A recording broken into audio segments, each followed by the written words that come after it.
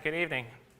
I'd like to welcome everybody back tonight for another lesson in Apologetics.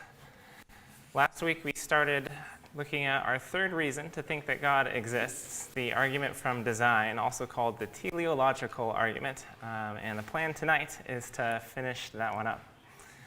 Before we begin tonight, Brian is going to lead us in a word of opening prayer.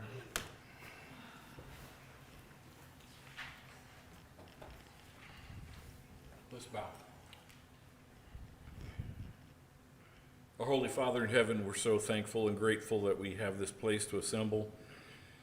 We're so blessed living in the country we live in and with the freedoms we have, and the fact that we can have copies of Thy Word, Father, and can live our lives pretty much without any fear of persecution. Be with us tonight. We pray that you be with Kevin, help him to have a ready recollection of the things that he has studied and that he'll present them in the best manner. And we pray, Father, for us as listeners, help us to be good listeners. Listen to the things that are taught and look at the logic, look at the reason, and then look into Thy scriptures and make the application. Help us always, Father, to be ready to give an answer for our belief. And we pray these things in Jesus' name. Amen. Amen. Thank you, Brian. All right, let's begin, as always, by reciting 1 Peter 3:15 together. But sanctify Christ as Lord in your hearts, always being ready to make a defense to everyone who asks you to give an account for the hope that is in you, yet with gentleness and reverence. All right, and so far in our class, we have finished two complete reasons to think that God exists, the first of which is from the contingency argument. And can somebody tell me, what is the one-sentence summary of the contingency argument? Gabby? God is the best explanation for the existence of the universe. Very good. God is the best explanation for the existence of the universe. The thing that we observe is that something exists rather than nothing. And we saw that God is the best explanation for why anything exists at all.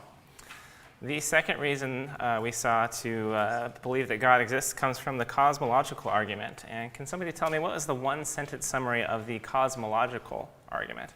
Yes, William. God is the best explanation for the beginning of the universe. Yeah, very good. God is the best explanation for the beginning of the universe. Our universe has a beginning. It was not infinite in the past, but had a point in time at which it started. And we saw that anything that begins to exist has a cause. The universe began to exist, and so the universe must have a cause. We looked at the defense of each of these premises one at a time, and we saw that premise one is undeniable by any sincere seeker of truth, because premise one is just a restatement of the law of causality, and to deny premise one is to deny the very foundation of science.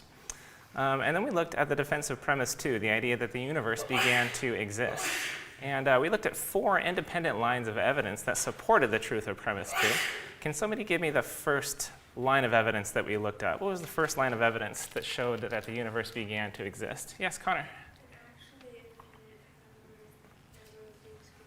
Yeah, very good. An actually infinite number of things cannot exist. If you took a calculator and you hit 1 + 1 = and you kept hitting equals, that calculator would never tell you that you've reached infinity. There's no such thing as an actual infinity. And so if there can't be an actually infinite number of things, then there can't be an actually infinite number of days in the past. So the past must have had a beginning point. What was the second line of evidence that we looked at for the beginning of the universe? Mason? Yeah, very good. You cannot pass through an infinite number of things one at a time. This line of evidence says that even if there were an actually infinite number of days in the past, you can't pass through an actually infinite number of things one at a time. And the days in the past are in sequence. You do have to pass through them one at a time. And if you couldn't pass through the days in the past one at a time, we would never reach today. But have we reached today? Yes, we have. So the days in the past could not be infinite. We also looked at two scientific reasons to think that the universe had a beginning. Somebody tell me, what is the first scientific reason? Yes, William.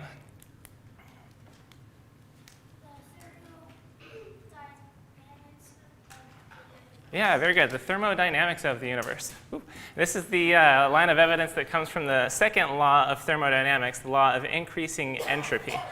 We saw that in a finite amount of time, our entire universe is going to stagnate in heat death. Heat death being the state at which our entire universe reaches equilibrium, and there will be nothing except for subatomic particles remaining in the universe. And if that's going to happen in a finite amount of time, the amount of time in the past couldn't have been infinite. Otherwise, the universe would already be in a state of heat death. But is the universe already in a state of heat death? No, here we are. And so we couldn't have had infinite time in the past. And then somebody tell me, what was the, oops, I just threw it up there. What is the fourth line of evidence that we saw that the universe has a beginning? And I guess I need to reiterate this time, I need the adults to answer these questions too. I can't keep giving these guys candy for every question. One of the adults tell me, what is our fourth line of evidence that shows that the universe had a beginning? Yes, Linda? It's expansion. Yeah, very good. The universe is expanding. We saw that scientific models predicted that the universe is expanding, and then observations of distant galaxies confirmed that the universe is expanding. And when you trace that expansion of the universe backwards through time, you'll eventually reach a point at which any two points in space becomes zero. And you can't go back any further than that. That would represent the literal beginning of all of space, time, and matter. So the expansion of the universe also shows that the universe had a beginning. Yes, Mom? Does that mean that they can tell truly without the billions and billions of years how long the universe has been in existence? Yes and no. That is the expansion of the universe is what they use to determine how long the universe has been around. The farthest point out in space that we can see is 13.7 billion light years away, and that means the universe has been expanding for 13.7 billion years. But that's by their calculations. Again, I think that their timeline on that is wrong. I think the expansion of the universe happened more or less instantaneously, right after Genesis 1:1. Genesis 1:1, God created the heavens. In the beginning, God created the heavens and the earth, and then whoop, you've got a universe. And then days 1 through 6, God is starting to arrange all that matter into all the stuff that we read on those days of creation. Yes, Ann? When you're discussing a light year, is that a measurement of time? It's distance. It's the amount of distance that light would travel in a year. But it also corresponds to the expansion of the universe somehow. Yeah. Anybody else? Yes, Ed? Interesting note, in the most recent telescope, one of the things they found that when they measured the expansion rate, it's greater than what they thought. Yeah, it's accelerating. It is expanding faster and faster. Which makes all the calculations wrong. Yeah, yeah. All right, good. So we've got 4 independent lines of evidence that shows that our universe has a beginning. And if the universe has a beginning, that means it must have a cause. And we saw that if the universe has a cause, then that cause must be God. So that's our first 2 reasons to think that God exists. The first reason is that God is the best explanation for the existence of the universe. The second reason is that God is the best explanation for the beginning of the universe. And last week, we began to look at our third reason to think that God exists. And can somebody tell me the one-sentence summary of the teleological argument? Somebody who hasn't answered one yet. Yeah, Mom? God is the best explanation for the fine-tuning of the universe. Almost had it. For life, there you go. I was going to be a stickler, aren't you? God is the best explanation for the fine-tuning of the universe for life. Now, what does that mean? What does it mean for the universe to be finely tuned for the existence of life? Can somebody tell me, what is meant by the term fine-tuning? What is fine-tuning? Yes, Mason?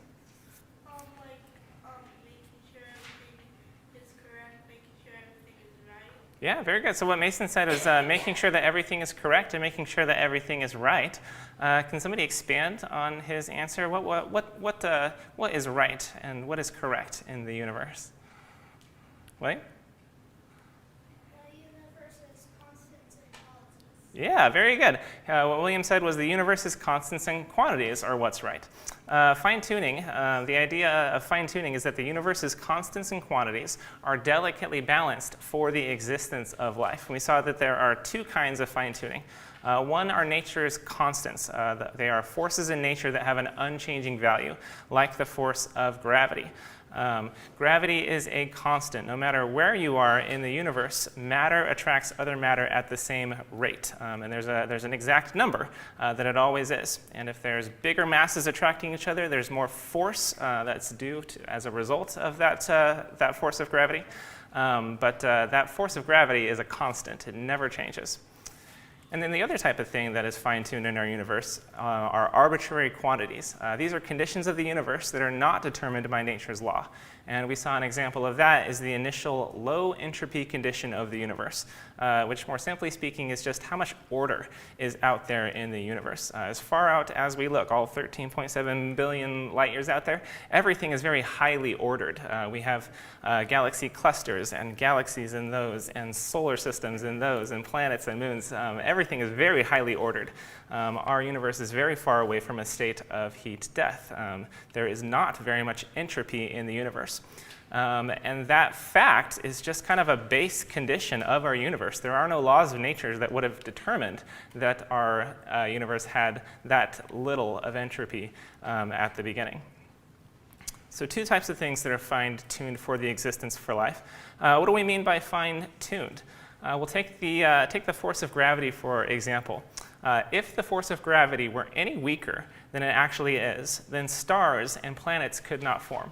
Without stars and planets, you wouldn't have any life at all. Life has to live on planets. And so if the force of gravity was just a little bit weaker, there would be no place for any life to live. And likewise, if the force of gravity were any stronger, stars would burn up too quickly. If the stars burned up too quickly, there again wouldn't be any planets out there that supported life. So there would be no life in the universe anywhere. Another example is the cosmological constant. If the cosmological constant were any weaker, the universe would collapse in on itself. The cosmological constant is what drives the expansion of the universe, which is accelerating. And if it were any weaker, the universe would collapse in on itself, and it would be nothing but a giant black hole. Obviously, you couldn't have any life inside of a giant black hole. And if the cosmological constant were any stronger, the universe would fly apart. There wouldn't be any place for anybody to live.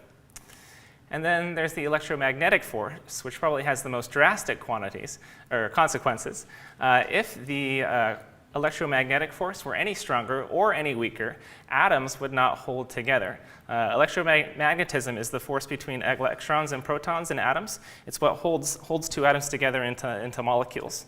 If that force was any different, atoms would not hold together, and the whole universe would be nothing but a giant ocean of protons, neutrons, and electrons. So that's what we mean by fine-tuning. Yes, Gabby?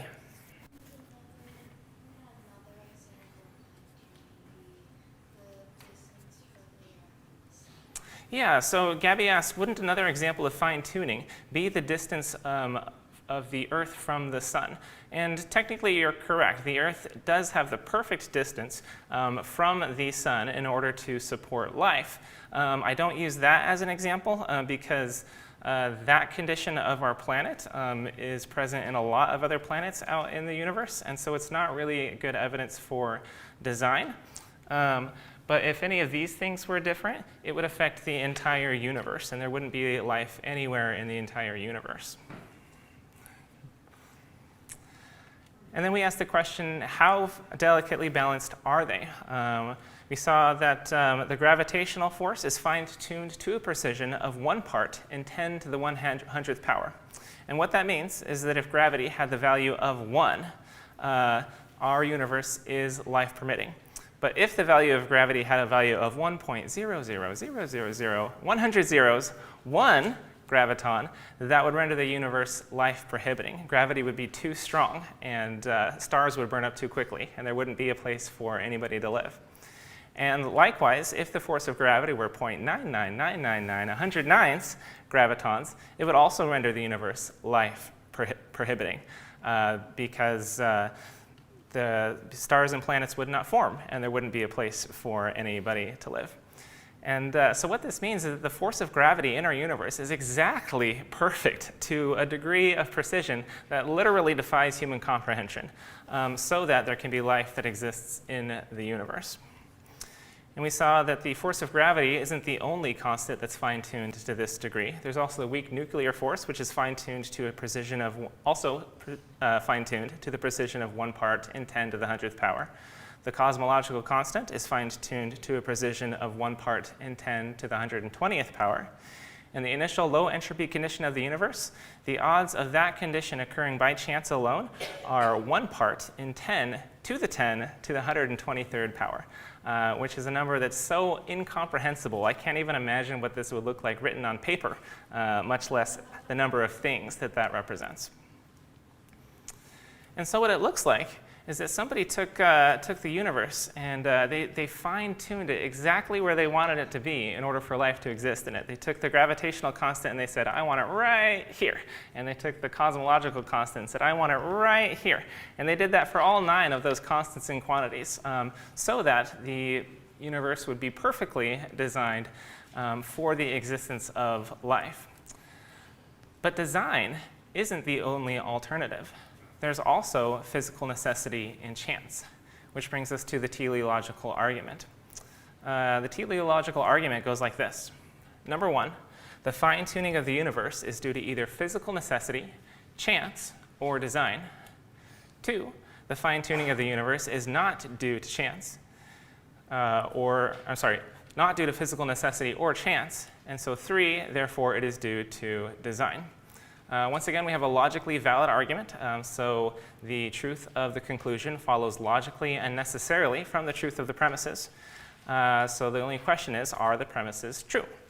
We saw that premise 1 is once again unobjectionable. All premise 1 does is list all of the possible alternatives for explaining the fine-tuning of the universe. So the truth of the entire argument rests on the shoulders of premise 2. Is it true that the fine-tuning of the universe is not due to physical necessity or chance? And so last week we took a look at the first of those alternatives, physical necessity. Now, physical necessity is difficult to wrap your head around because it's so simple. It's odd that people even throw it out there. But the alternative of physical necessity says that the constants and quantities in the universe have the values they do because they have to. It's as if to say, because gravity exists, because matter attracts other matter, that gravity has to pull at that very specific value. And that's simply not the case. The laws of nature don't determine the values of the constants and quantities. There are a wide range of values for these constants and quantities that are consistent with our laws of nature. Now, other values of those constants and quantities are going to give you a universe without life in it, but it doesn't mean that those laws of nature break down. The laws of nature work just fine with other values in them, and so there's nothing about the laws of nature that determine the values for the constants and quantities. And because that's the case, nobody supports this objection. Nobody endorses the view that physical necessity is responsible for the fine-tuning of the universe. The only reason we bring this up at all is because it is one of the live options that are thrown out there. But it's only thrown out there as a bare possibility. Nobody endorses this view. Any questions on the teleological argument up to this point before we begin new material today? All right. So really, this argument is just a showdown between chance and design. Nobody supports the alternative of physical necessity. So is the fine-tuning of the universe due to chance, or is it due to design? So let's take a look at chance. Is the fine-tuning of the universe plausibly due to chance? So according to this alternative, every single one of the constants and quantities fell into the life-permitting range by accident. We're just really lucky that the universe is life-permitting. Obviously, the problem with the chance alternative is that the odds of this happening are so incomprehensibly slim that it becomes unreasonable. Remember that there are 9 constants and quantities that are fine-tuned for the existence of life. Of those 9, the one with the best odds has a chance of 1 in 10 to the 100th power.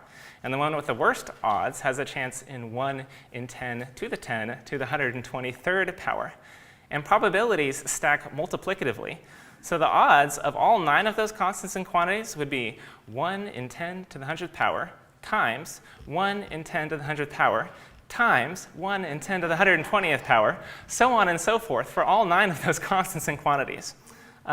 With numbers like that, chance just doesn't have a chance. And you would think that that's where chance dies, but it doesn't, because without physical necessity and without chance, then we're left with design.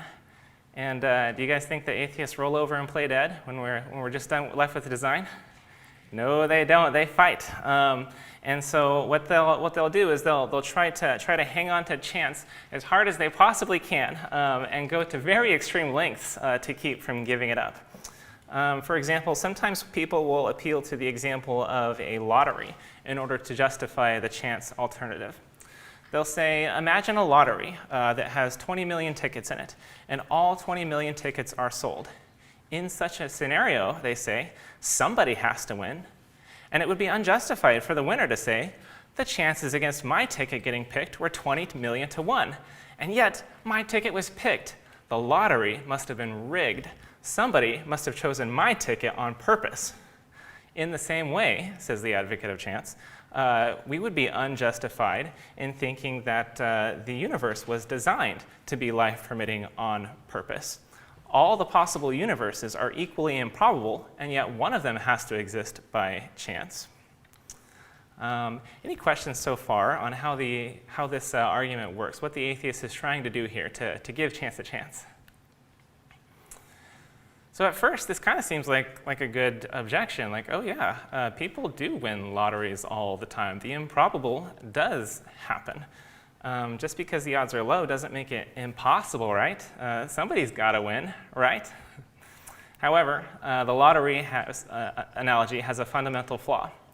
In the analogy, all 20 million ticket holders are living, breathing people who are eligible to win the prize if their ticket is selected. And that would be analogous to all of the possible universes with random values for their constants and quantities being life-permitting universes. But that's not true. That's not the case. The overwhelming majority of possible universes with random values for their constants and quantities aren't going to be life-permitting universes. They're going to be life-prohibiting. They're going to be universes in which no life can exist. So the proper analogy would look like this. Imagine a lottery with 20 million tickets in it, and all of the tickets are sold. But all of the tickets are sold to inanimate objects. Let's make them rocks. All 20 million tickets are sold to inanimate rocks, except for one, which is sold to a living, breathing human being. Now, if the person's ticket is selected, he wins the prize. But if a rock's ticket is selected, nobody wins the prize. This is the proper analogy, because even if some universe has to exist, it is overwhelmingly to be a life-prohibiting universe, a dead universe, like those rocks. Just like those rocks are dead, the overwhelming majority of possible universes are going to be dead universes, universes that prohibit life. And so it would be overwhelmingly more likely that the inanimate rock would win the lottery rather than the living, breathing human being. So if the living person's ticket was selected, he would be justified in thinking that the lottery was rigged, that somebody picked his ticket on purpose in order for him to win. Any questions on that? Yes, Ed? And just a quick comment. This is the main reason why they hold on so desperately to creation being invalid. Mm-hmm. Because if you've got an infinite number of time in the past, you can accommodate theories like this. Mm-hmm. So they're very closely related. Yeah. And just in case you're having trouble seeing the point of this, let's scale up the numbers in this analogy to the numbers that would be involved in the universe lottery. In the universe lottery, let's imagine that there were 10 to the 100th power tickets in the lottery. All of them are owned by inanimate rocks except for one, which is owned by a living, breathing human being. And if a rock's ticket is selected, nobody wins the prize. If the human's ticket is selected, then he gets the prize. But in order to win, this human's ticket has to be selected 9 times in a row. Those are the numbers in the universe lottery. Now, if the human's ticket was picked 9 times in a row, we should certainly suspect that the lottery was rigged in order for him to win, that somebody selected his ticket on purpose 9 times in a row in order for him to win. And in the same way, if a life-permitting universe, let me go back.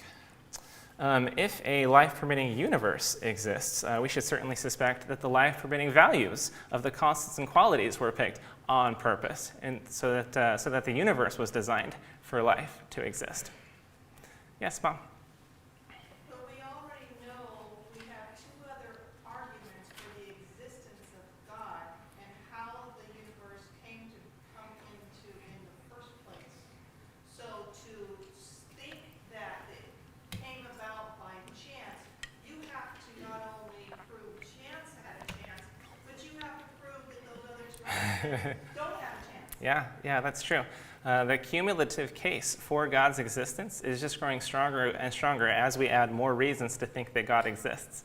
For right now, though, we just gotta keep it to the teleological argument. I was thinking, so where did they get the ticket? Yes, that is a great question. Who says that a universe has to exist in the first place? But we can't talk about that during this argument because that bleeds over into the contingency argument. To keep our focus on the teleological argument, we're just going to grant to the atheist that some universe does have to exist, even though we don't have to grant that. Anybody else? All right. So at this point, the atheist raises another objection. Some people have argued that no explanation is needed for why we observe a life-permitting universe, because that's the only kind of universe that we can observe. If the universe were not life-permitting, then we wouldn't be around to observe it. Of course the universe we observe is life-permitting. That's the only type of universe that we possibly could observe. No other explanation needed. Well, this reasoning is fallacious too. The fact that we can observe only a life-permitting universe does nothing to eliminate the need of an explanation for why a life-permitting universe exists despite the odds. And once again, an illustration can help. Let's go back to that same lottery illustration that we were just using and tweak it just a little bit. So let's say we've got 10 to the 100th tickets. They're all owned by inanimate rocks except for the one living human being. And just like before, in order for the living person to win the lottery, his ticket has to get selected 9 times in a row. But now imagine that as the living person is waiting for the drawing to happen, somebody like Marvin the Martian is standing behind him, waiting to vaporize him the moment a rock's ticket is selected. So, if his ticket is selected 9 times in a row, he wins the prize. But if a rock's ticket is selected even once in those 9 picks, he gets vaporized. And now imagine, against all odds, his ticket is selected 9 times in a row. Does the man then say, well, of course I observed that I won, because if I had lost, I wouldn't be around to observe it. No more explanation needed here. Well, of course not. It's true that the man should not be surprised that he doesn't observe that he's vaporized, since if he were vaporized, he wouldn't be around to observe it. But he should still be surprised that he does observe that he is alive, despite the overwhelming odds against it. The most reasonable conclusion for him to make is that somebody selected his ticket 9 times in a row on purpose in order to let him live. So the fact that the only type of universe that can be observed is one that is life-permitting does nothing to eliminate the need for chance to be just perfect in order to have a universe that allows life to live. Any questions or discussion on that objection? Yes, Mason? But Who picked it? Again, that bleeds over into some other arguments here. The teleological argument doesn't really delve into how the universe arrived with its constants and quantities. Really, the atheist is saying, however the universe came to exist, we believe that the constants and quantities were given their values randomly, and that by chance alone, they fell into the life-permitting range. So they don't really give an explanation for how the universe came into existence. Again, that's the contingency argument. But they will say that however it happened, we know that nobody picked those values on purpose, because that would imply that there's a God, there's a designer. Instead, we're going to believe that they fell into the life-permitting range by accident. Yes, Anne? This is going to sound rebellious. Sure. Okay, we have a cosmological constant. Yeah.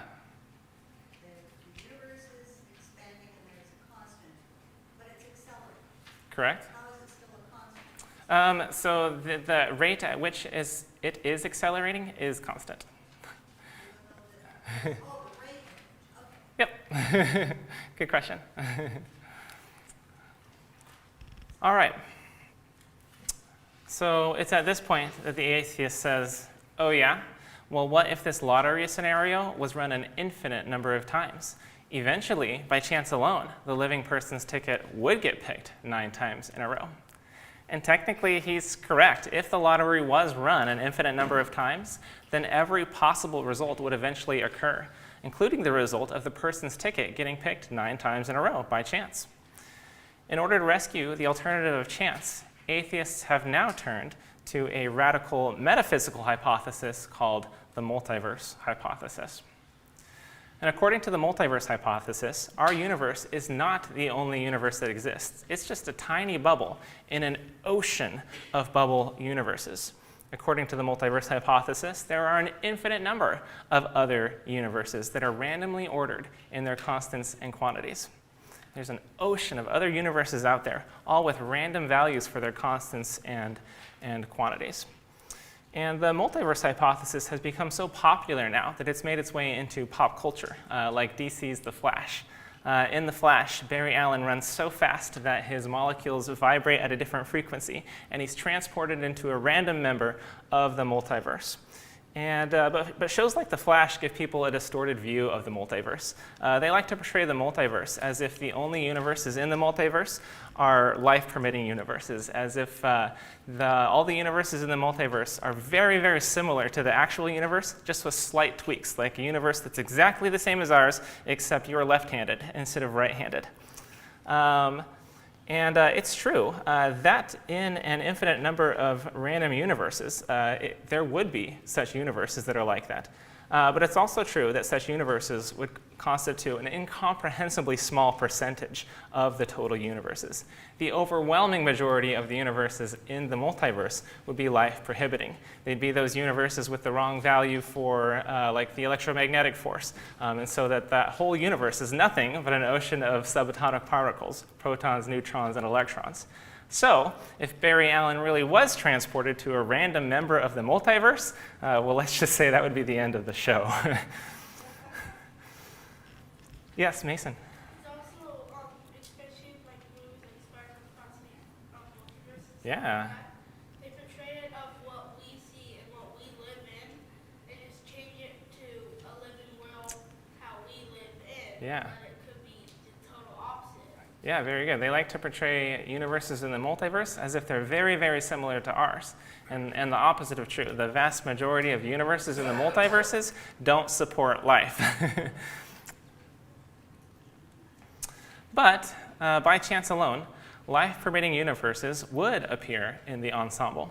And so it goes that our universe is just one of the lucky universes that is fine-tuned for the existence of life. So no need to appeal to a designer. All you need is an infinite number of random universes. Problem solved, right? So what can we say to the multiverse hypothesis? First of all, does anybody have any questions or comments about how the multiverse hypothesis seeks to save the alternative of chance? Has everybody got a good idea of how that saves the alternative of chance? Need some clarification on that? No. Brian? Just a quick question. Yes. In their hypothesis, each of these multiverses, do they all have a Goldilocks zone? Okay, so a Goldilocks zone is something that would apply to a local solar system. But the multiverse hypothesis isn't talking about lots and lots of solar systems. It's talking about lots and lots of observable universes, which are much, much bigger. We're actually going to watch a video in a little bit that shows just how much bigger we're talking about. The multiverse hypothesis says there are other unobservable universes out there, an infinite number of them. And so by chance alone, there are going to be universes out there that have constants and quantities that fall into the life-permitting range. Yes, Kelly? That seems like a really good argument if you believe the unbelievable. Yes, very good point. That's something that they absolutely cannot prove. Absolutely. They will convince you because there's And that is the perfect segue into our next point. There are three possible responses that we can give to the multiverse hypothesis. And first of all is the one that Kelly just brought up. There is no evidence for the multiverse.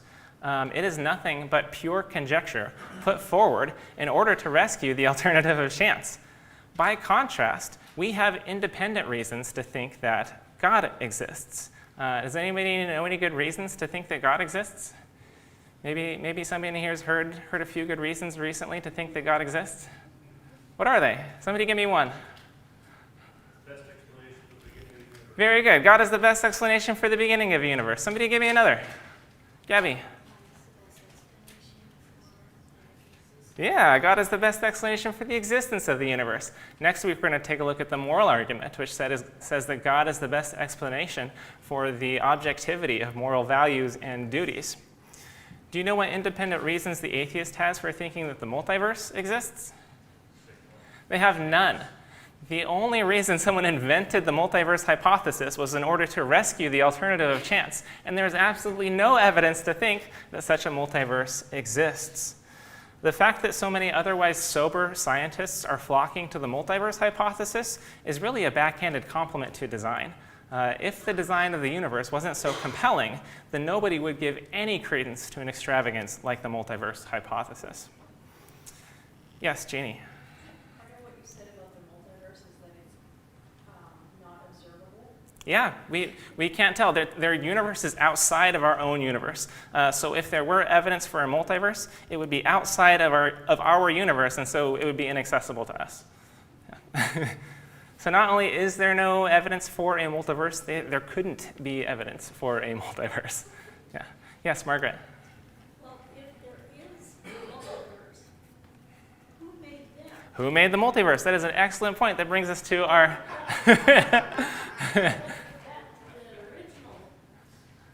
Yeah.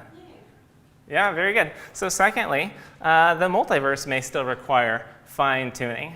In order to be scientifically credible, some plausible mechanism must be suggested for generating the universes. But if the hypothesis is to be successful in attributing the fine-tuning to chance alone, then the mechanism that generates all these universes better not be fine-tuned itself, because if it does, the problem arises all over again. How do you explain the fine-tuning of the multiverse? And the proposed mechanisms for generating a world ensemble are so vague that it's far from clear that the physics governing the multiverse would not involve any fine-tuning. Where'd they get the ticket? Any questions on that response? All right. And third, the hypothesis faces what I consider to be a devastating objection. The multiverse does not escape the problem of improbability, and ultimately it leads to illusionism. And in order to understand this devastating objection, first, we all need to understand just how massive and well-ordered our universe is. And to help with this, I'd like to show a video that demonstrates the size and order of our universe. So let me pull that up real quick. If you went to the school in the 90s or the hundreds, this is kind of like, or the thousands, this is kind of like when your teacher wheeled in that black cart with the TV on it with the orange strap over it. Everybody got really excited when we saw that cart. All right. Oh, and you know what? I've got to go back to my notes real quick. And let me go back so you can't see them. The video is going to start with a close-up of Earth and then slowly zoom out until we can see our solar system and then the Milky Way galaxy and finally the entire universe. And as we zoom out, we're going to see a series of concentric circles. And each next circle that we see is going to be 10 times bigger than the last circle. Okay, so the second circle is going to be 10 times bigger than the first. The third circle is going to be 100 times bigger. The fourth circle is going to be 1,000 times bigger, so on and so forth. All right, let me switch back over. If that helps everyone see, sure.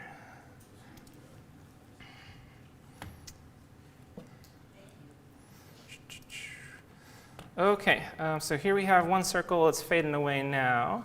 And there's our second circle on the surface of the Earth. And here we have a circle the size. This is our solar system. Our solar system consists of one star, the sun, and 8 or 9 planets revolving around it. And the radius of our solar system is 1,000,000 times bigger than the radius of the Earth.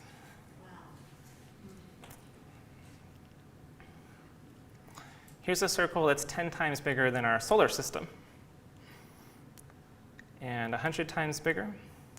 Let me pause right here. That cloudy stuff you see in the background, that's not clouds. Those are other stars in the Milky Way galaxy. Every pinprick of light is another star, each with its own, or many with their own planets. But this is 100 times bigger than our solar system, 100 million times bigger. This is the Milky Way galaxy.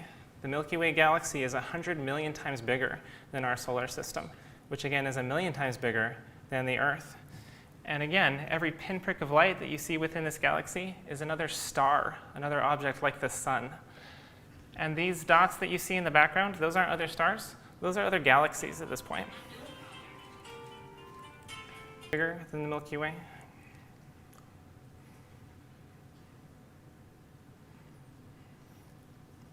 A 1,000 times bigger than the Milky Way.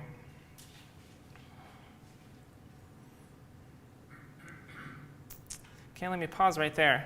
At this point, you can kind of see the shape of our galaxy cluster. Each of those pinpricks of light is another galaxy, and you can kind of see that they're arranged in a very orderly fashion in a circle like this. And you can start to see some other galaxy clusters come into the frame.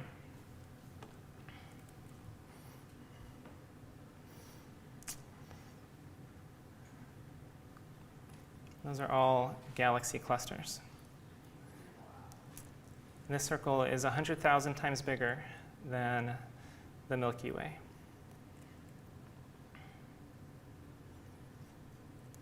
That is our entire observable universe, hundreds of thousands times bigger than our galaxy. And there's estimated to be somewhere between 200 billion and 2 trillion galaxies in the observable universe. So our universe is absolutely massive, and it's highly organized as far out as we can see. Let's go ahead and switch back. So you're saying that while that looks like just a big giant soup bowl, that it's always in that order? Yeah. Or it is ordered? Yeah, it is ordered. We don't just see a featureless soup of subatomic particles. All of the matter in the universe is organized. It's organized into objects like planets and stars and galaxies and galaxy clusters. It's all ordered, it's all organized. Yes? You said that's the observable, so Yeah, that's not the full extent. that's as far out as we can see. Yeah. All right.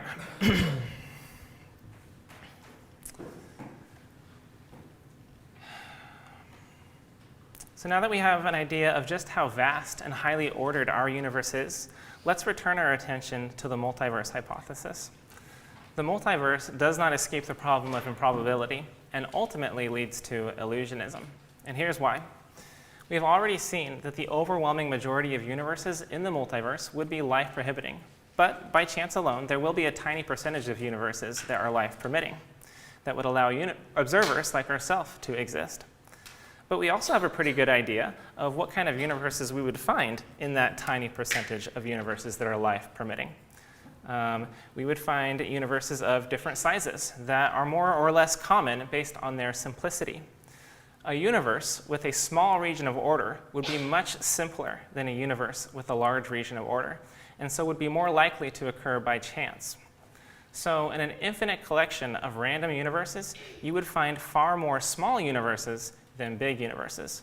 The smaller the universe, the simpler, the easier it is to occur by chance, and the more of them you would find in the multiverse. Might need to say that again. So we already know that the vast majority of universes that would be in the multiverse would be life-prohibiting, but there would be a small percentage of those that are life-permitting. And we can zoom in on those life-permitting universes, and we have some idea of what those universes would consist of. We'd find universes of different size. and we would see a lot more small universes than we would see big universes. It's a lot easier for a small universe to occur by random chance than it is for a large universe to occur by random chance. And so there would be a lot more small universes in the multiverse than there would be big universes. So what's the point? Among the life-permitting universes, we would find universes the size of our own. But the universe doesn't need to be nearly this big in order to support life. We'd also find universes with an orderly region no bigger than the Milky Way galaxy. A universe the size of the Milky Way galaxy is plenty big enough to support life. And by chance alone, are you more likely to get an orderly region the size of our observable universe, or are you more likely to get an orderly region the size of a single galaxy? Which would be simpler to occur by chance alone? The galaxy, unfathomably simpler. Remember, there's 200 billion to 2 trillion of these in there. This is unfathomably more simple than that one. So in the multiverse, there would be unfathomably more of these than there would be of these.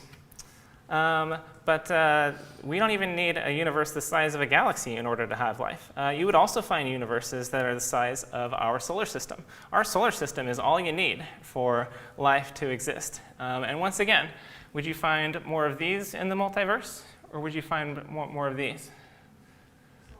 The solar system, right? Because that's way simpler to occur by random chance than something like this. But what kind of universe do we observe? Do we observe a universe this size, or this size? We see this one. The fact that our universe is so massive and so highly ordered defies overwhelming odds in and of itself. And so the multiverse hypothesis has done absolutely nothing to rescue the chance alternative from the problem of improbability. The universe that we observe still defies overwhelming odds. Any questions or comments or discussion about this objection or this answer to the multiverse? Yes, Kelly? So we're playing on constants that we have to have, but how do we know this will take all of that just for us to exist? So the values of those constants, the life-permitting range of those constants and quantities are calculated using computer models. They make a model of our universe, and then they tweak the value of gravity just a little bit, and then they run the numbers and see what would happen. And so that's how those ranges are determined. So what I'm saying is, with what we know, how do we know that it doesn't take everything on the left to create life for everything on the right? Oh, gotcha. So all you need is a star and a planet going around it in order to support life. A planet is kind of like a little spaceship that allows you to live out in space. And that's all you need in order to survive in a universe, is a planet that's going around a star. Yes, Mason? And also, the things we don't know if there's any life even in the universe itself, because we haven't even explored that far. Yeah.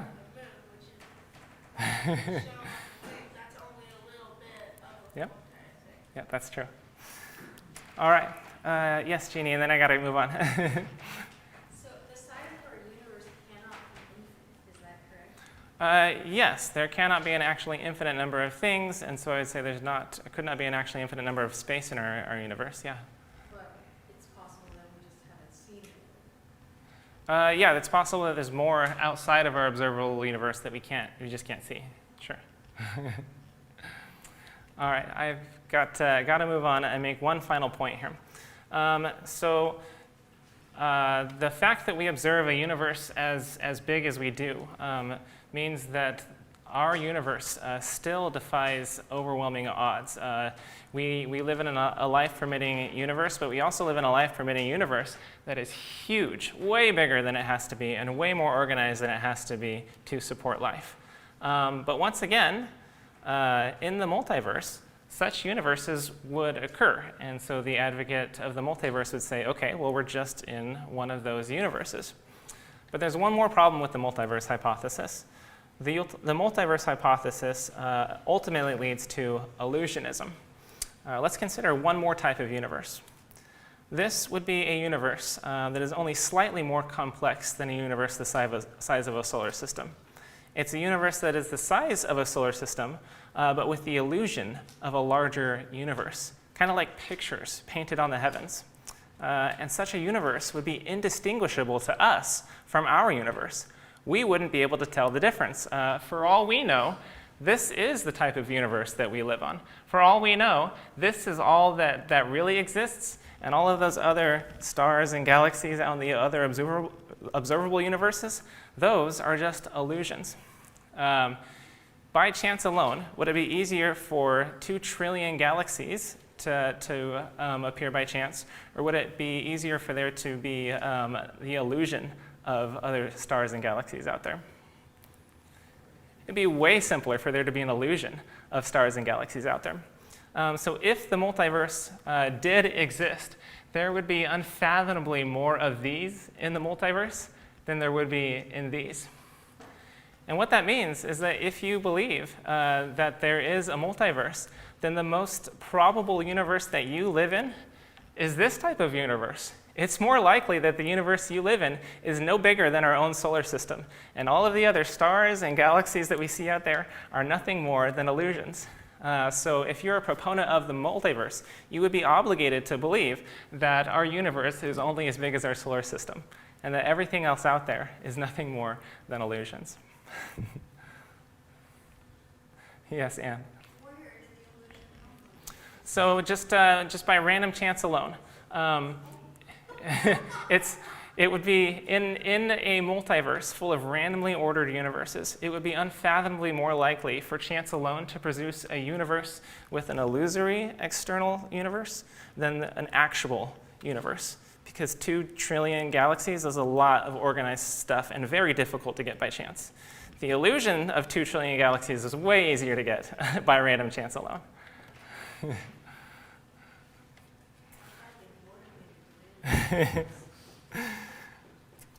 All right. So ironically, the best hope for the multiverse hypothesis is for God to have created the multiverse and ordered its universe so that they are not randomly ordered. God could give preference to observable worlds that are cosmically fine-tuned. To be rationally acceptable, the multiverse hypothesis needs God. So with the failure of the multiverse hypothesis, the last ring of defense for the alternative of chance collapses. So, the fine-tuning of the universe for life is a scientific fact that nobody denies. Like it or not, our universe is fine-tuned for the existence of life, and begs the question, how do you explain the fine-tuning? There are only 3 options to explain the fine-tuning: physical necessity, chance, or design. There's no justification for thinking that it's due to physical necessity, and nobody endorses that view. The odds of the fine-tuning occurring by chance are so incomprehensibly slim that they cannot be reasonably faced. And advocates of chance have turned to the multiverse hypothesis in order to rescue the alternative, but there's just no justification for thinking that the multiverse exists, and even if it did, it would require God to be successful. So if the fine-tuning of the universe is not due to physical necessity, and it's not due to chance, it must be due to what? Design. And if it's due to design, there must be a designer. Our universe was created by an intelligent designer who purposefully selected the values for the constants and quantities in order for it to support life. Please open up your songbooks to song number 226. Chase is going to lead us in How Great Thou Art in just a moment. When God created the universe with all of its design in it, was it hard for him? Did he have to work really hard at those sliders in order to get the constants and quantities just right? No, he spoke it into existence. God's word created the universe with all of its fine-tuning already in place. And now, God has left us his word. Using his word, we need to use it to fine-tune ourselves, to fine-tune our character, to be like his character, to do what it is that he designed us to do. And if there's anyone here tonight who feels like they haven't lived up to that, that they need to confess some sin in their life, if they like the prayer of the congregation, I invite you to come forward now as we stand and sing.